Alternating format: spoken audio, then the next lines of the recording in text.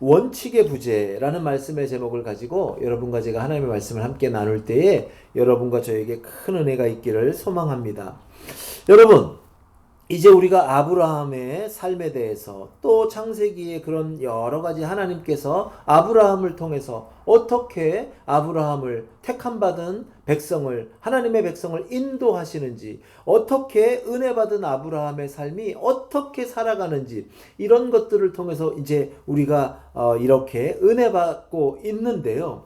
오늘 본문은요, 이제 아브라함뿐만 아니고 아브라함의 조카 롯이라는 사람이 이제 뭔가 적극적으로 본문에 등장을 합니다. 여러분, 롯이 누구입니까? 아브라함의 조카입니다. 그런데 이 롯의 모습이 창세기 11장 데라의 족보에서부터 계속 나옵니다. 여러분, 제가 한번 잠깐 읽어드리면요, 11장 27절부터 보면요, 이런 말씀이 나옵니다. 데라의 족보는 이러하니라. 데라는 아브라함과 나홀과 하란을 낳고 하란은 롯을 낳았으며, 이 데라, 아브라함의 아버지 데라가 나홀과 아브라함과 하란 이 아들을 셋을 낳고, 그 중에 하란이라는 아들이 결혼을 해서 자녀를 낳았는데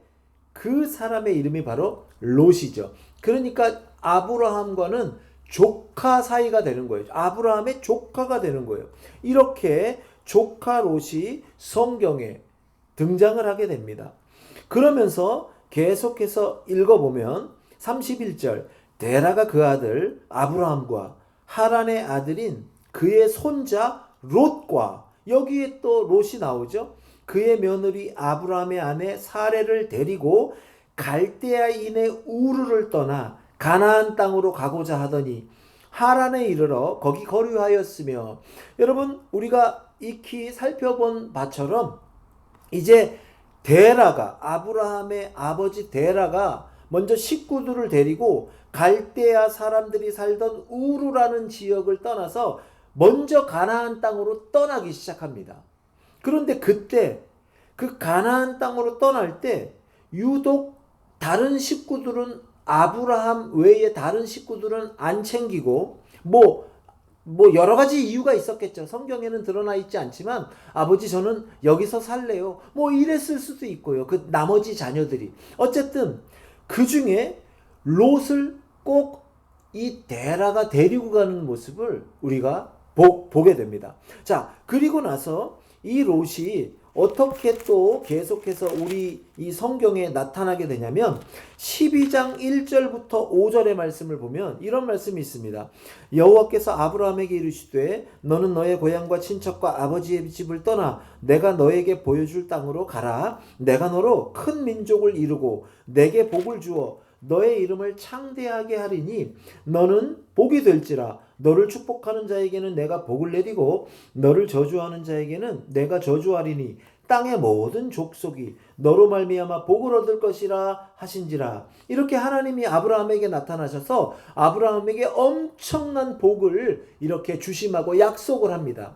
그러면서 이 땅을 떠나라고 합니다. 이 하란에서의 이 삶을 정리하고 계속해서 가나안 땅으로 가라고 이렇게 명령을 하십니다. 이때 4절, 이에 아브라함이 여호와의 말씀을 따라갔고 롯도 그와 함께 갔으며, 이때 롯이 또 등장을 하죠.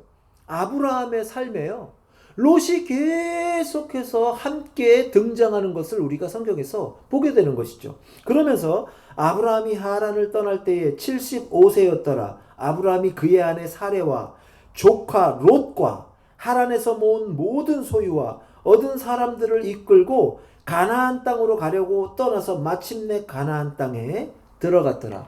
여러분, 이 조카 롯을 보면요, 성경에 그냥 이름만 계속 나오지 특별한 역할을 하는 걸로 아직까지는 나타나지가 않아요. 그렇죠?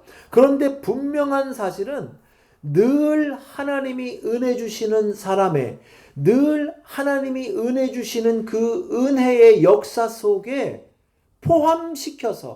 포함돼서 아브라함의 그 복된 인생과 함께 성경에 등장하는 것을 우리가 보게 되는 거예요. 그런데요, 이 창세기 13장으로 내려오면요, 이 롯이 아브라함과 정말 생사고락을 함께 했던 그런 조카라는 그런 사실을 우리가 또 발견하게 됩니다. 여러분 13장 1절부터 또 읽어보면요, 아브라함이 애굽에서 그와 그의 아내와 모든 소유와 롯과 함께 네겝으로 올라가니, 이게 무슨 말이냐면요, 12장 10절부터 그 나머지 20절까지의 내용에 애굽으로 내려가서 기근을 피해서 애굽으로 내려갔다가 아내인 아내를 내 누이다라고 속이죠. 그래서 애굽 왕이 뭣도 모르고 아내로 맞이하려는 계획을 세웠다가 하나님의 큰 재앙으로 인해서 왜 나를 속였냐고 하면서 빨리 나를 떠나라, 애굽에서 떠나가라 라고 아브라함을 이렇게 보내는 장면이 나옵니다. 그리고 나서 13장에 보면 어떤 치욕적인 사건, 목숨이 위태로울 뻔할 수 있었던 그런 중대한 아브라함 인생의 한 사건을 롯이 함께 겪어낸 것을 우리가 13장 초반을 통해서 보게 되는 것이죠. 왜냐하면 아브라함이 애굽에서 나올 때 그의 아내와 모든 소유와 롯과 함께 떠났다라고 성경은 기록되어 있기 때문입니다. 그런데 이랬던 롯이 오늘 본문, 다시 말하면 13장 5절에 이제 어떤 중요한 사건과 연루돼서 드디어 나타나기 시작합니다. 자, 5절, 오늘 본문 5절입니다. 아브라함의 일행 롯도 양과 소와 장막이 있으므로 그 땅이 그들이 동거하기에 넉넉하지 못하였으니 이는 그들의 소유가 많아서 동거할 수 없었음이라. 이게 무슨 말입니까? 이 아브라함의 일행 중에 이 롯도, 조카 롯도 양과 소와 장막이 있었고, 그러니까 어떤 부유함이 있었다 이거죠. 그런데 그 땅이, 이들이 지금 살아가야 될 그 땅이 그들이 아브라함과 조카 롯이 동거하기에 그렇게 넉넉하지 못하였으니 이는 그들의 소유가 많아서 동거할 수 없었음이니라 라고 오늘 성경은 말합니다. 그런데 이게 무슨 말이냐면, 여러분 직감적으로 깨달으셨겠지만 땅이 척박했어요. 물이 넉넉하지 못했고, 이 유대 지역은 물이 굉장히 중요하잖아요. 그리고 짐승들을 먹이려면 물과 또 목초지가 필요한데 땅이 열악하다 보니까, 그 규모가 작다 보니까 너무 많은 이 목자들, 이 목동들이 치는 짐승들을 먹이기에 부족했다는 거예요. 그래서 어떤 일이 벌어지냐면 7절, 여러분 우리 7절 말씀 같이 읽어보겠습니다. 시작. 그러므로 아브라함의 가축의 목자와 롯의 가축의 목자가 서로 다투고 또 가나안 사람과 브리스 사람도 그 땅에 거주하였는지라. 성경에 보니까요, 싸우기 시작했다. 여러분, 이게 목자들이 싸웠다 이렇게 기록되어 있는데요, 이게 이제 목자들이 싸웠다라는 게 단순히 목자들끼리만 사이가 안 좋았다 그렇게 우리가 보기보다는 아브라함과 롯 사이에 여러 가지 이런 문제들이 발생되기 시작했다. 왜? 한정되어 있는 자원을 가지고 많은 사람들이 그 자원을 쓰려고 하다 보니까 이 다툼이 시작이 됐다. 성경은 다투기 시작했다, 분쟁이 발생되기 시작했다라고 성경은 말하고 있는 것입니다.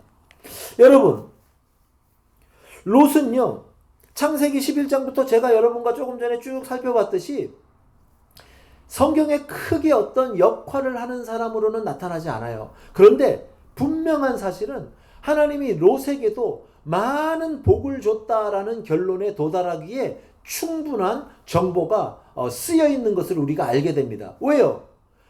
어디로 가든지 데라가 떠날 때 데라가 롯은 꼭 챙깁니다. 그렇죠? 그 다음에 아브라함이 어디로 가든지 그 축복받은 인생, 하나님의 복을 약속받은 인생, 아브라함이 어디로 가든지 꼭 누굴 데리고 다니는 걸 우리가 볼 수 있어요? 조카 롯을 데리고 다니는 것을 볼 수가 있어요. 여러분, 우리가 본문의 내용을 더 깊이 살펴보기 이전에 제일 먼저 이걸 먼저 우리가 짚고 넘어가야 될 것 같습니다. 그게 뭐냐면 참 아이러니하게도요.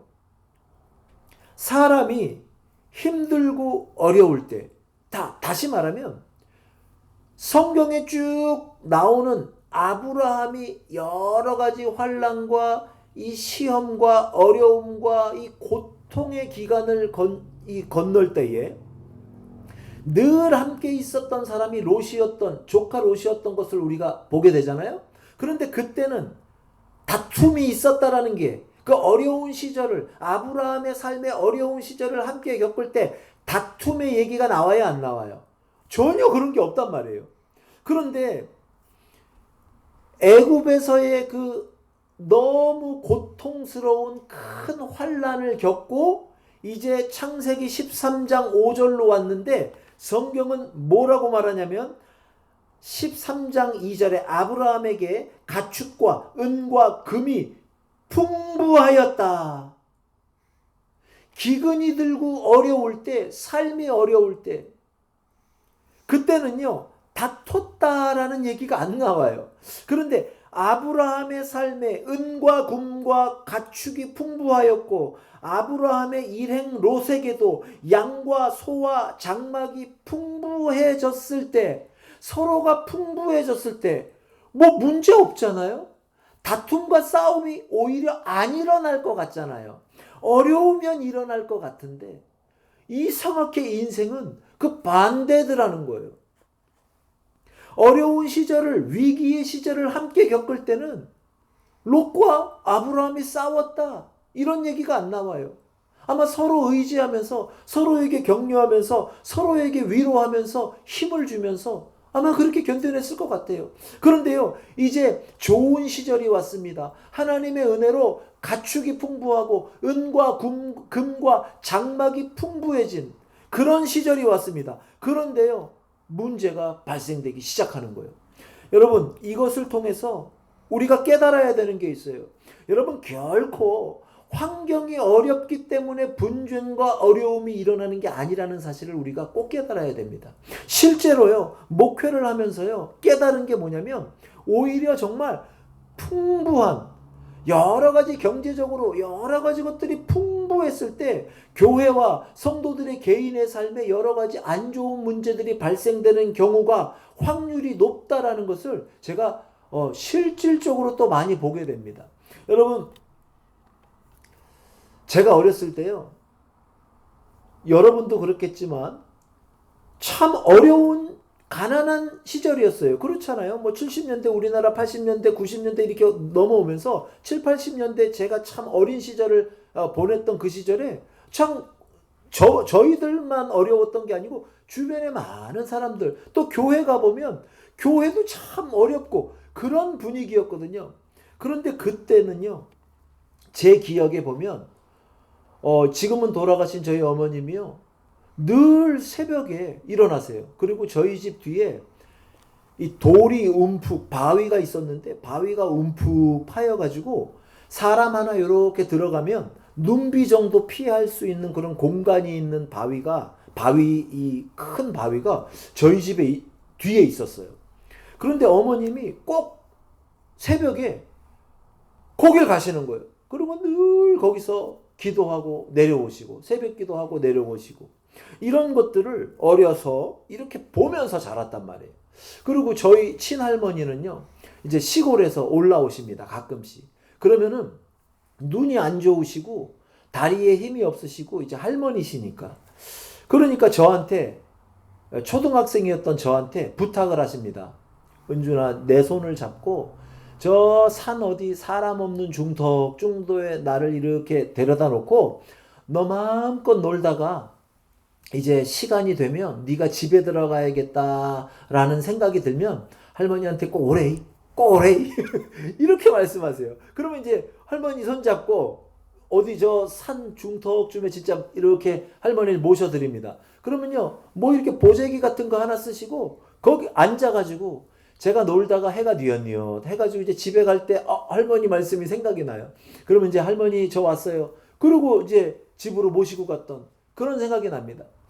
비단 저희 집에 의 문제뿐만 아니고요. 그 시절에 어려운 시절을 겪었지만 그 시절에 많은 성도들이 그렇게 기도하면서 그렇게 정말 처절하게 하나님을 붙들면서 그렇게 그 어려운 시절을 이겨냈던 것을 우리가 보게 되지 않습니까? 그런데요, 오늘날 정말 여러분과 제가 보듯이 교회들이 얼마나 많이 부흥을 하고 얼마나 많이 성도들의 삶이 좋아지고 교회에 얼마나 재정이 풍부해지고 여러분 우리가 지금 그런 시절을 살고 있는데요. 너무 감사해요. 그게 잘못됐다라는 게 아니고 너무 감사해요. 그런데요. 문제는 이런 거예요. 왜 그렇게 우리 가운데 타락한 교회의 모습이 타락한 목회자들의 모습이 타락한 성도들의 모습이 기도 없음의 모습이 하나님을 붙들지 않는 모습이 이렇게 만연한 시대에 우리가 또한 살게 되는 걸까요? 왜 교회는 부흥을 하고 왜 교회는 예전보다 왜 성도들은 예전보다 왜 목회자들은 예전보다 훨씬 경제적으로 풍요로운 삶에도 불구하고 왜 우리의 영성은 예전에 비해서 이렇게 가난한 것 같이 이렇게 초라한 것 같이 그렇게 살아가는지 저는 오늘 그 이유를 이 본문을 통해서 한번 인사이트를 얻을 수 있지 않나 싶습니다. 사랑하는 성도 여러분, 하나님께서 은혜 주셨습니까? 하나님께서 은혜 주셔서 우리에게 건강 주시고 우리에게 평안 주시고 우리에게 섬길 교회를 주시고 우리에게 물질을 주셨습니까? 그러면요, 정말 우리가 이때 조심해야 돼. 이때 이 교회가요, 저도 이제 개척을 해본 경험이 있는데 개척을 해가지고요, 초창기에 이것도 없고 저것도 없고 여러 가지 결여되어 있고 성도들도 안 오고 막 그럴 때는요, 정말 가난한 마음으로 교회가 서로 으쌰으쌰 뭐 이렇게 서로 의지하면서 막 위해주면서 많은 기도와 하나님만 바라보고 그런 모습이 많이 있어요. 그런데 어느덧 성장해서 성도들도 많이 모이고 재정도 넉넉해지고 그러면요, 꼭 이상하게 안 보였던 여러 가지 불만과 갈등과 여러 가지 문제점들이 드러나고 나타나는 게 그게 교회의 모습 같다는 거죠. 사랑하는 성도 여러분, 복 받기를 원하십니까? 은혜 받기를 원하십니까? 다시 한번 강조합니다.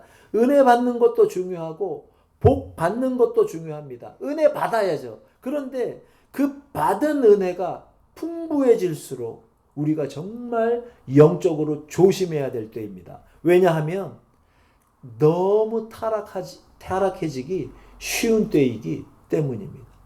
하나님은 은혜를 주십니다. 여러분, 하나님은 은혜 주시는 분입니다. 할렐루야. 그런데요, 그 받은 은혜를 하나님의 뜻대로 잘 감당치 못하면 그 받은 은혜가 오히려 독이 될 수 있다. 독이. 그래서 우리에게 은혜 주셨습니까? 하나님이 여러분들에게 은혜 주셨습니까? 여러분 삶이 평화롭습니까? 평안합니까? 이때 조심하셔야 된다. 더 기도하고 더 말씀 붙들고 더 하나님의 뜻대로 제가 살아나가겠습니다. 이런 다짐이 꼭 필요한 시기임을 여러분 기억하시기 바랍니다. 바로 그런 일이 롯에게 일어났다는 거예요. 어렵고 힘든 시기에 롯은 그냥 묵묵히 그 삼촌과 그 삶을 같이 했어요. 그런데요, 이것이 롯의 복이라는 거예요. 여러분, 롯의 복이 뭐예요? 그냥 우리가 읽어보니까요, 우리 살펴봤잖아요. 그냥 롯의 이름이 삼촌 이름 옆에 그냥 같이 기록되어 있어요. 특별히 하나님이 롯에게 이러이러한 복을 주셨다. 오늘 본문에 보니까 이제 물질적으로 복을 주셨는데 그 이전까지는 그냥 삼촌 이름 옆에 이름이 같이 올라가 있어요. 그래, 이게 뭐 특별한 복일까? 그런데요, 이게 진정한 복이라는 거예요. 하나님이 은혜 주신 사람, 하나님이 은혜 부어주시는 복의 근원, 축복의 근원, 믿음의 조상 아브라함 옆에 하나님이 늘 함께 삶을 영위할 수 있는 축복과 특권을 주신 거, 이게 은혜였다라는 거예요. 이 은혜를 롯이 깨닫고 좀 불편해도 믿음의 방법으로 이런 것들을 해결하면 좋았을 것을 이제 뭔가 분쟁이 생기고 다툼으로 이제 번져나가기 시작합니다. 이때 이 문제를 대비해서, 이 대응해서 아브라함이 이렇게 문제를 해결해 나갑니다. 여러분 8절. 자, 8절. 아브라함이 롯에게 이르되 우리는 한 친족이라 나나 너나 내 목자나 너의 목자나 서로 다투게 하지 말자. 너의 앞에 온 땅이 있지 아니하냐. 나를 떠나라. 네가 좌하면 나는 우하고 네가 우하면 나는 좌하리라. 여러분, 아브라함이요, 어떻게 말합니까? 아브라함이 봐도 상황이 참 심각해지겠거든요. 그러니까 문제가 더 심화되기 전에 아브라함이 먼저 결단을 합니다. 어떤 결단입니까? 먼저 모든 좋은 선택권을 조카 롯에게 양보합니다. 네가 먼저 선택해라. 네가 좋은 땅을 먼저 선택해라. 먼저 선점해라. 나는 괜찮다. 네가 선택하는 그 반대로 가면 우리가 서로 싸울 일 없지 않겠니? 롯이 이렇게 먼저 양보합니다. 여러분 어떻습니까? 여러분 때로요, 여러 가지 이권과 이득이 개입됐을 때 평상시에는 나는 믿음의 선택대로 할 수 있어. 나는 양보할 수 있어. 그런데요, 인간이요, 참 이 죄성이 있기 때문에 실제로 여러 가지 이득이 얽히설키 있는 데서 내가 딱 양보하고 100% 너에게 양보한다. 이게요, 쉬운 문제가 아니거든요. 인생을 살다 보면요, 정말 그러기가 너무 쉽지 않아요. 그런데 아브라함은요, 그런 어려울 것 같은 결단을 합니다. 여러분, 이유가 뭘까요? 아브라함은 어떻게 이런 결단을 할 수 있었을까요? 오늘은 롯에 대해서 살펴보기 때문에 간단하게 결론만 말씀드리면, 여러분 저를 한번 따라 보겠습니다. 아브라함은 은혜 받은 사람이었다. 그게 결론이에요. 여러분, 이 은혜로운 양보의 결정을 할 수 있었던 이유가 뭔지 압니까? 계속해서 아브라함의 삶 속에서 하나님이 나타나셔서 뭐만 있으면 은혜 주고 뭐만 있으면 은혜 주고, 우리가 이미 아브라함의 삶에 하나님이 그렇게 역사하는 걸 알게 됐잖아요. 그렇죠? 그러니까요, 은혜 받은 사람은요, 은혜롭게 대응할 수 있어요. 여러분, 왜 우리가 은혜의 기반을 두고 사람들을 상대하고 세상의 일들을 판단하지 못하는 줄 아십니까? 간단해요.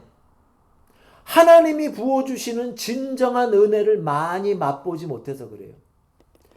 여러분, 은혜 받아봐야 은혜의 경험을 알아야, 축복의 이 느낌들을 느껴봐야 내 속에서 은혜가 나오는 거예요. 아브라함은요, 여러 가지 환난 속에서, 자신의 인생의 치욕스러운 사건 속에서, 그런 속에서도 계속해서 개입하시고 자기에게 은혜 주시고 자신의 신앙의 발걸음을 인도해 주시는 하나님의 은혜를 수시로 경험합니다. 그래서요, 아브라함은요, 이 정도 되니까요, 이제 한마디로 말해서 간이 배 밖으로 나온 사람이 된 거예요. 이 세상에 어떤 일이 내 인생에 닥쳐도 나는 하나님 뜻대로 살아간다. 나는 하나님의 은혜대로 결정하겠다. 삶에 어떤 일이 닥쳐도 나는 믿는 사람답게 문제를 해결하겠다. 이게 아브라함 속에 딱 이제 시작이 되는 것을 우리가 경험하고 있는 거 아닙니까? 그래서요, 아브라함은요, 확신이 있었어요. 모든 이 기회를, 선택을 다 양보해도 나는 결코 망하지 않는다. 하나님이 내 삶 가운데 또 반드시 이 일 가운데서도 역사하실 것이다. 여러분, 그래서 아브라함이 양보할 수 있었던 것입니다. 여러분, 이 아브라함의 선택과 더불어서 우리가 꼭 짚고 넘어가야 되는 문제를 또 하나 여러분과 나누길 원합니다. 그것은 뭐냐면 우리가 인생을 살 때 믿는 자들이 너무 쉽게 걸려 넘어지는, 너무 쉽게 넘어가는 이 바위, 걸려 넘어지는 바위 같은 게 하나가 있어요. 돌 같은 게 하나가 있어요. 그게 뭐냐면 이런 거예요. 자, 인생을 살다가 어떤 상황을 만납니다. 어떤 일을 일에 이제 부닥치게 됩니다. 그때 많은 고민과 이 생각 속에 믿음의 결단을 합니다. 야, 내가 수십 번, 수백 번 생각하고 기도하면서 여러 가지 갈등 속에 그래, 결정했어. 난 믿는 사람이야. 믿음의 결단을 하면 하나님이 도와주실 거야. 여러분, 얼마나 귀해요. 그래서 A와 B 중에 A를 선택했다 칩시다. 그게 이제 믿음의 결단이에요. 그러면 A를 선택했기 때문에 우리 마음에 믿음의 결단을 한 이후에 여러 가지 고통스러운 갈등을 겪으면서 믿음의 결단을 해낸 이후에 우리 마음속에 이런 생각이 들 수가 있어요. 야, 이제 내가 여러 가지 갈등 속에서 내 삶의 손해가 됨에도 불구하고 하나님 뜻에 맞는 믿음의 결단을 했으니까 이제 내 인생 앞으로 잘 될 거야. 하나님이 축복을 받게끔 복의 길로 나를 인도할 거야. 나에게 복 주실 거야. 여러분, 그런 생각 많이 하시지 않아요?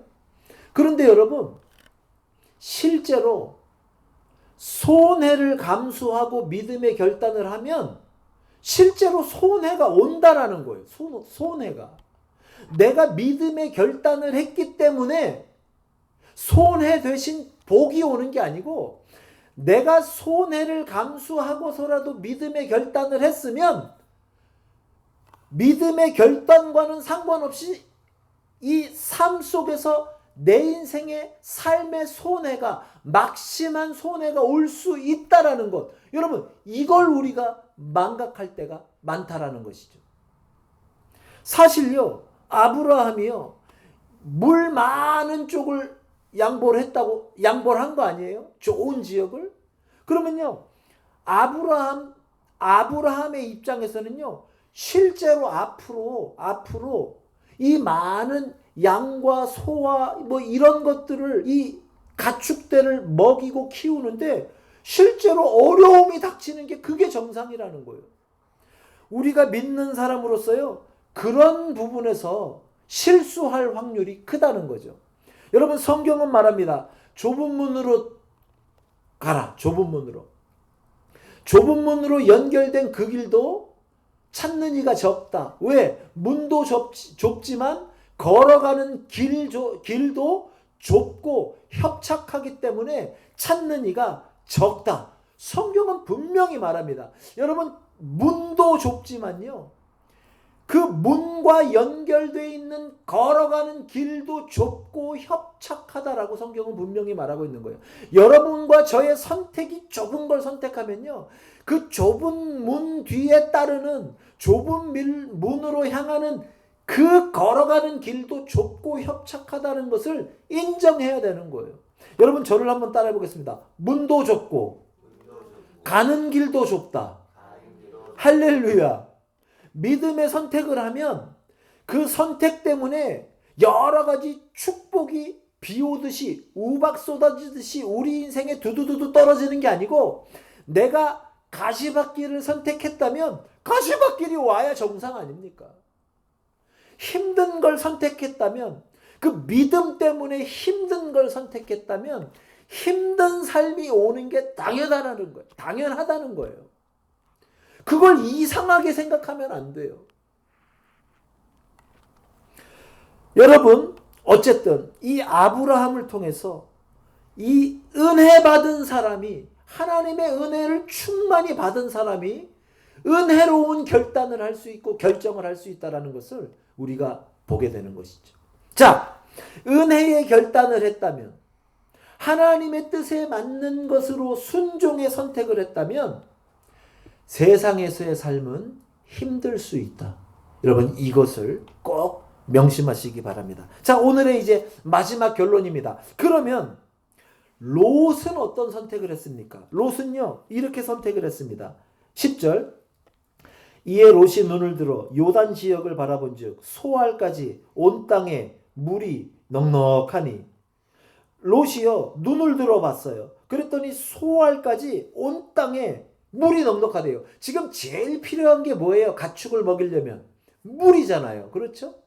그런데 눈을 들어서 소알 지역을 보니까 온 땅에 물이 넉넉하더라. 뭐 자세한 건 알 수 없지만 수온이 굉장히 풍부한 지역이었던 것 같아요. 그것을 롯이 눈으로 바라봅니다.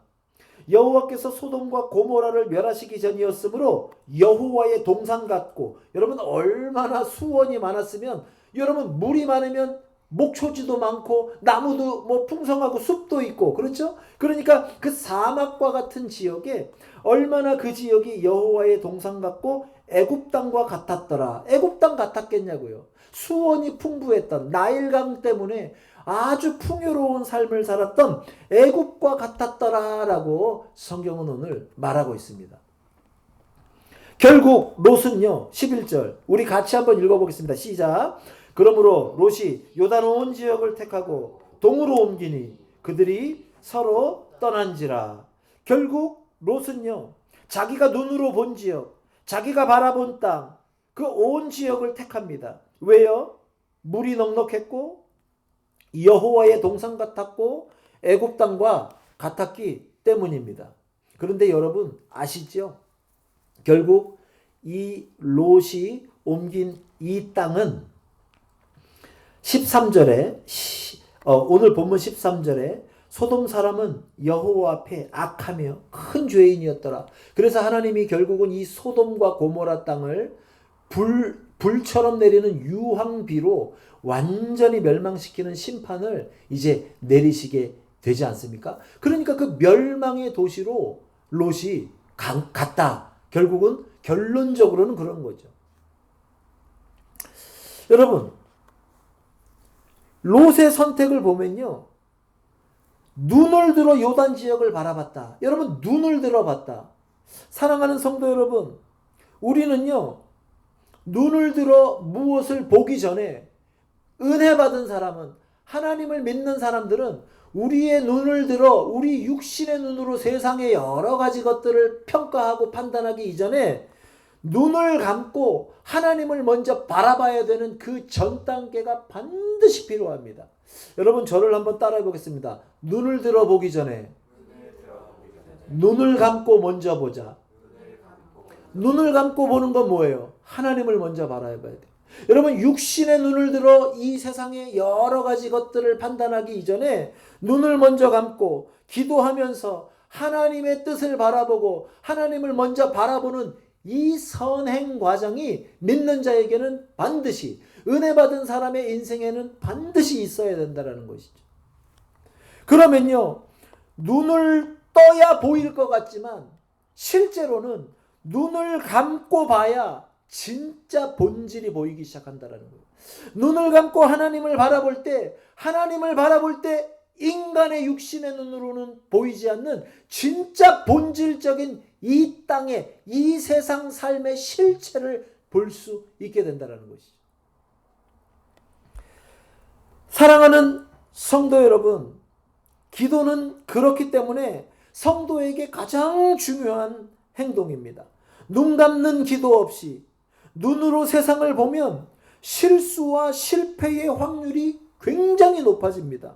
여러분, 눈을 감는 기도 없이 눈을 들어 먼저 세상을 바라보면 사단의 유혹과 계략에 넘어가게 될 확률이 너무 올라가게 됩니다. 하나님의 뜻보다 세상의 방법이, 하나님의 뜻보다 하나님의 방법보다 세상의 방법이 먼저 우리 눈을 사로잡을 수 있기 때문입니다. 여러분, 마태복음에 보면요, 예수님이 공생애를 시작하기 전에 성령에 이끌려 광야로 먼저 가십니다. 40일을 금식하시고 기도를 하시는데 이제 마귀가 나타납니다. 마귀가. 그러면서 예수님을 유혹합니다. 그때 첫 번째 세 가지로 성경을 보면 세 가지로 나눠서 유혹을 하는데 첫 번째 유혹이 뭐냐면 예수님이 40일 육신을 가지셨잖아요. 그러니까 40일 금식하셨으니까 얼마나 배가 고파요? 돌을 떡처럼 아주 먹음직스럽게 생긴 돌을 보고 뭐라고 요구하냐면 네가 정말 하나님의 아들이면 네가 진짜 신이면 지금 배고프잖아. 이 돌을 떡으로 만들어라. 그래서 먹어서 너의 육신의 배고픔의 문제를 해결해라. 여러분 이게 뭐예요? 먹고 사는 문제 해결해 버리라는 거 아니에요? 여러분 사단은요. 창세 이후로 오늘날까지 인간을 꼬실 때, 인간을 유혹할 때 먹고 사는 문제, 잘 먹고 잘 사는 문제, 이걸 가장 먼저 눈앞에 흔들어댑니다. 네가 예수 믿어? 네가 복받은 사람이야? 네가 은혜 받은 사람이라고 고백해? 야, 네 삶의 모습을 봐. 맨날 지지리도 못 살고 가난하고 병들고 남한테 내놓을 게 없고 부끄러운 삶이고 배고프고 가난하고 야, 네 삶의 문제나 좀 해결하고 뭐 교회도 다니고 예배도 드리고 뭐 복음도 전하고 그러는 거 아니야? 네 삶에는 하나님께 기도해서 너부터 먼저 잘 먹고 잘 살게 해달라고. 사람들한테 복음 전하기 전에 이 부끄러운 내 가난의 모습이나 먼저 좀 해결해 달라고. 그렇게 기도해.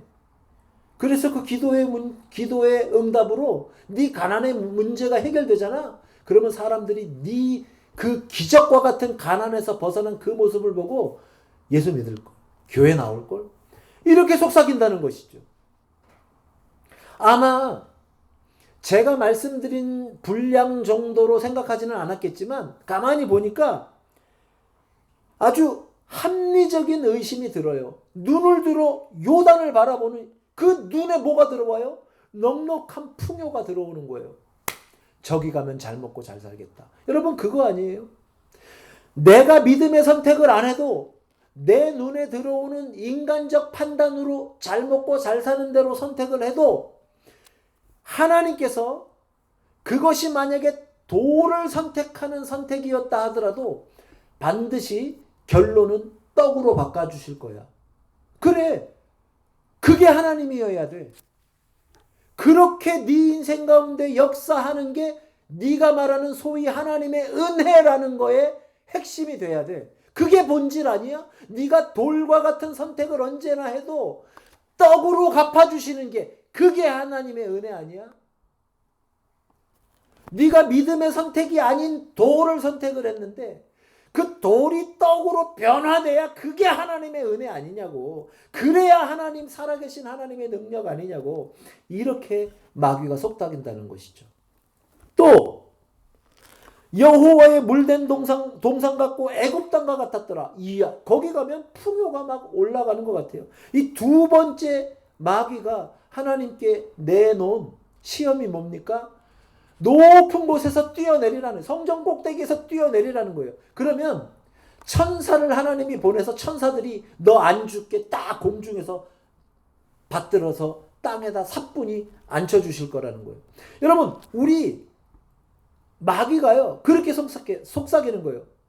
눈을 먼저 감고 하나님 앞에 기도하는, 눈을 감고 먼저 하나님을 보는 그 역사 없이 인간의 눈으로 바라보니까 얼마나 먹고 살고 풍요로운 땅이에요. 그러니까 저길 가면 내 삶이 너무너무 좋게 풀릴 거야. 그런데요, 그게 마치 믿음의 선택 없이, 하나님 없이 내가 그냥 하나님 믿습니다 하고 나가면 내가 비록 성전에서 높은 곳에서 뛰어내리는 그런 얼토당토하는 그런 삶을 산다 할지라도 하나님은 반드시 안 죽게 나를 보호해 주실 거야. 이런 심리가 밑에 깔려 있다라는 것이죠. 왜요? 아브라함 밑에서 하나님의 역사하심을 많이 봤거든요.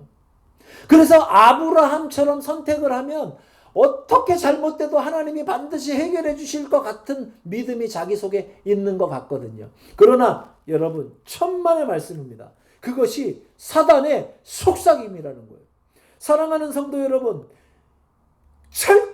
철저하게 눈을 감고 하나님 앞에 믿음의 씨름과 믿음의 결단을 함으로써 선택을 해야 하나님께서 그 인생을 붙들어 주시는 거예요. 실제로요, 예수님이 그 사단의 마귀의 이 유혹을 어떻게 말했습니까? 떠나가라.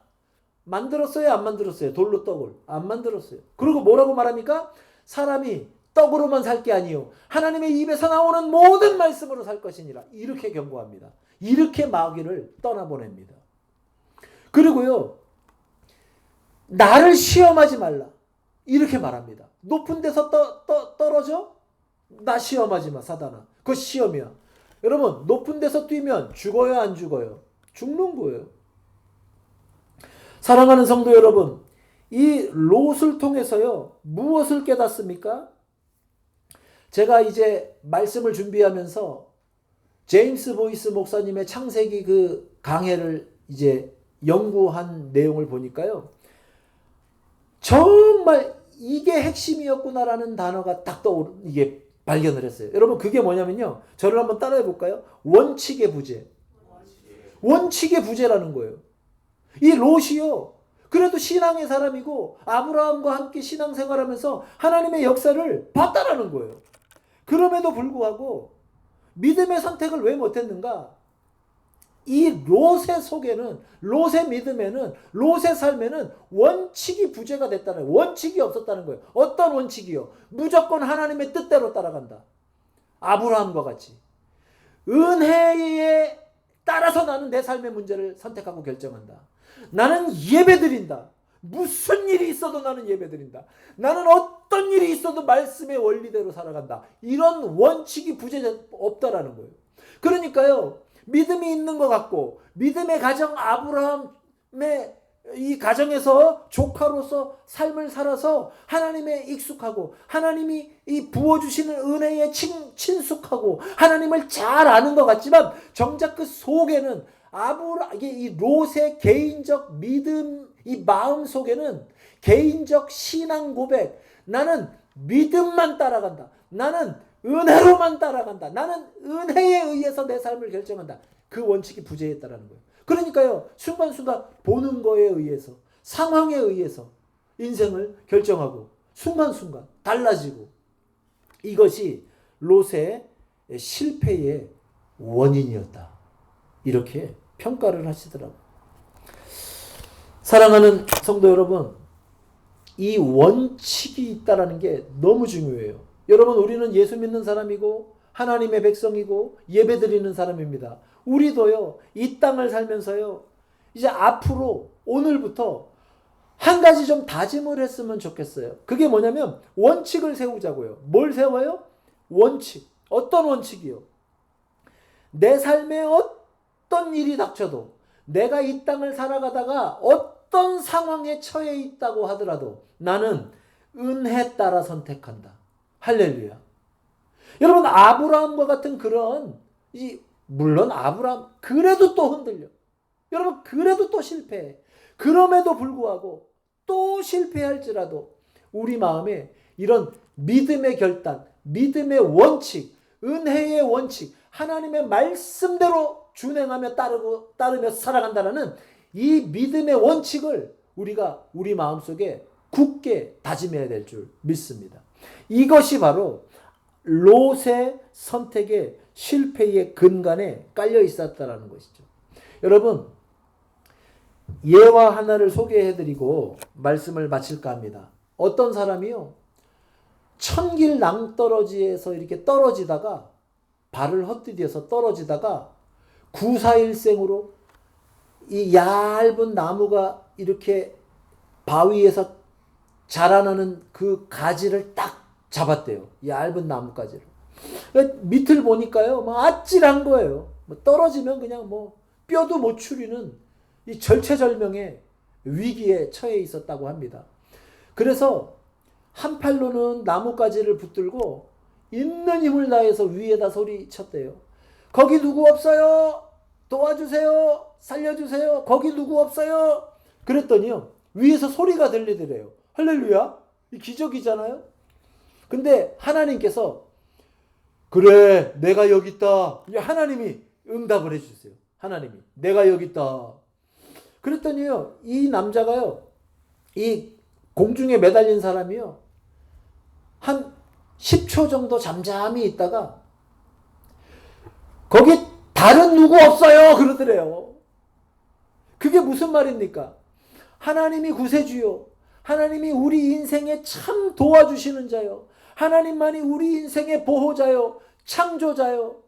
영원히 여러분과 저의 이 삶의 운명을 쥐고 있는 분인 것 얼마나 많이 하나님이 말씀을 통해서 우리에게 알려주십니까? 그럼에도 불구하고요.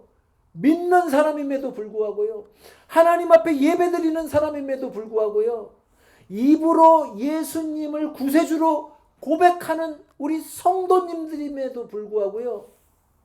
인생의 위기에, 절체절명의 위기에 하나님 도와주세요. 이 소리를 안 해요. 이 소리. 하나님 내 인생 어떻게 해요? 나는 이제 어떤 걸 선택해야 돼요? 어디로 가야 돼요? 어떻게 해야 그것이 하나님을 기쁘게 하시는 일입니까? 이렇게 안 물어보고요. 신앙의 모습을 외형적으로는 갖췄음에도 불구하고 갖추었음에도 불구하고 정말 누군가 도와줄 사람이 절실히 필요함에도 불구하고 하나님이 있어요 라고 하면 다른 누구요? 다른 누구 없어요? 하나님 말고?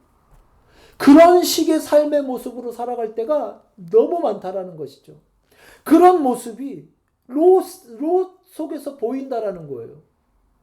그렇게 아브라함, 이 믿음의 조상 아브라함과 함께 여러 가지 삶의 일을 겪으면서 하나님을 체험하고 말씀을 들었음에도 불구하고 하나님의 역사하심을 봤음에도 불구하고 어때요?